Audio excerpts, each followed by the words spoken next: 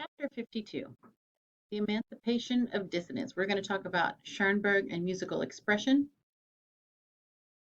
If you thought that things were getting stranger and stranger in the late Romantic period, well, things continued to get even stranger as we entered into this modernism time period. We talked a little bit about that in Prelude 6, but some of the different art forms you could see in some of the pictures, things were becoming abnormal, not at all realism. Look at this picture here. This is actually a painting done by Arnold Schoenberg, who's the composer we're going to talk about.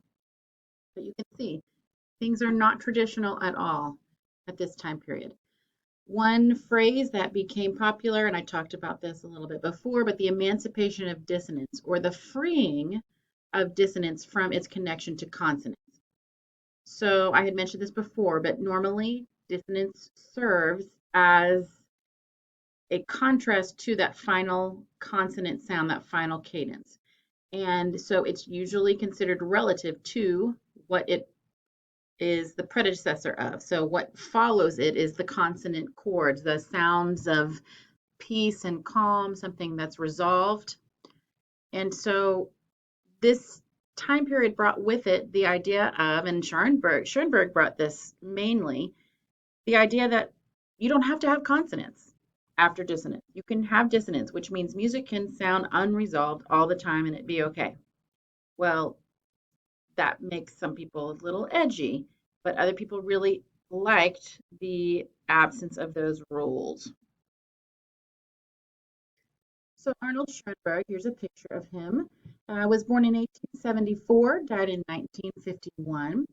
He was from Vienna. Again, we have a lot of these famous composers that we looked at recently from Vienna. He was an educator. He was also a painter. He was an expressionist composer that was very highly influential. His two very important students were Alban Berg and Anton Webern. They actually have a pretty strong place in music history as well. There was a period of time where he did not compose anything, and that was during World War I when he was in the military service. And in World War II, he migrated to the US and actually came to a position of faculty of the USC and UCLA campuses. In 1940, he became a US citizen. His style was very post-Wagnerian romanticism and then turning into expressionism. Um, his last periods, he started doing something called 12-tone technique, and we'll talk just a little bit about that. But he really was a leader in contemporary thought, very forward thinking. His output was orchestral music, operas, choral music, chamber music, and piano music. Expressionism is a fascination with the unconscious or the depths of the human psyche. And so think about extreme emotions. That was what Expressionism really wanted to capture. And the movement was initiated in poetry and painting. Edvard Munch was a very popular Expressionist painter. You can look at that. Look up some pictures of his. But the musical language that Expressionism formed was the idea of completely unconventional. Wide leaps in melodies, very hyper-expressive harmonies, which means there's going to be a lot of complexity to them. Atonal music, and what that means is literally it has no mode of key or tone. There is no tone center like we normally have, the certain keys that music is formulated around. If you didn't have tonality, there was no real home base. So it was very disorganized feeling, lots of tension and dissonance. The 12-tone method was an interesting, almost mathematical way of composing music. There are 12 tones in the chromatic scale, and that chromatic scale, from C to C, if you counted every white and black note, every half step, it's basically taking those 12 pitches, arranging them in a certain order, and then composing a whole piece based on that order and how you might alter that order, retrograde, inversion, things like that.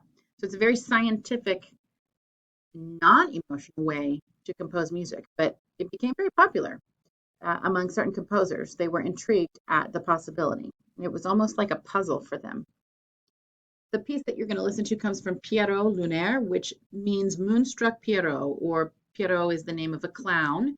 So kind of this sad face clown. The song cycle means it's a collection of songs, all with a central theme.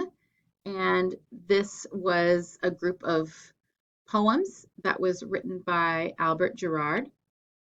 This was during Schoenberg's atonal expressionist period. And you're going to hear a lot of interesting characters in the poems: guilt, depression, playfulness, lots of different mood changes. It's almost as if we've got a schizophrenic in some ways. I would encourage you, of course, to look at the translation so that you know what's going on. You're going to be listening to a female vocalist with a small ensemble. There are several different songs, 3 groups of 7, and no song has the same instrument makeup with the ensemble. So it would be some type of combination of a piano, flute, piccolo, clarinet, bass clarinet, violin, violoncello. But each one was different. It uses something called Sprechstimme, which is a German word meaning speech-like or like speech. And the idea is that the singing is more like speaking than singing. So it's a very distinct style of singing called Sprechstimme. Klangfarbenmelodie is another long German word, tone, color, melody. Each note of the melody is played by a different instrument, which really gives a lot of shifting feels to it. And that's another thing that's used in this. There's a painting of Picasso's Pierrot, and that was roughly around the same time as the song cycle by Schoenberg. So take a listen to the Moonfleck and read along with the translation. It's about Pierrot, the clown, looking down at his jacket and seeing a white fleck, and it just makes him almost go crazy. Music techniques used are fugues and canons. You're going to hear a lot of dissonance and the use of that Sprechstimme in the melody. So look at your translation and follow along. And I think you'll see that this is definitely an abnormal way of writing music. Thank you.